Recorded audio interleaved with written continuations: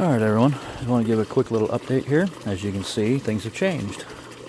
So what I did was I removed the plastic bucket and I put in the filter and a 55-gallon drum.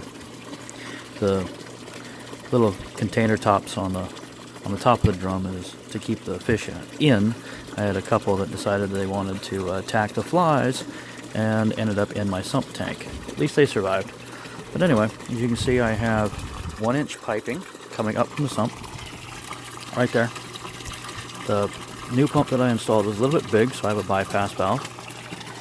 It comes up and it's causing a nice little swirl inside the tank.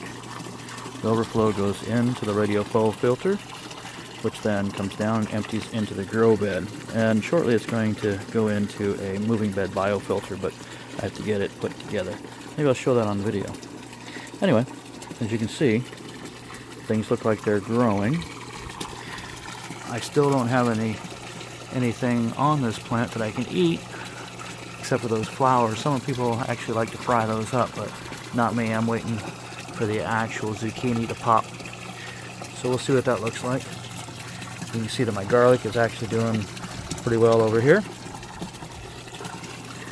And over here. But what I need to do is I need to expand it out. I need to add more fish. I only have 8 in the drum. I had 15 more, but they were sick actually. They died in quarantine.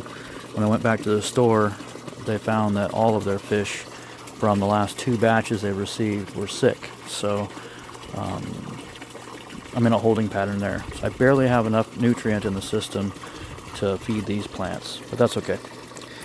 Anyway, just a quick little update, and thank you all for watching.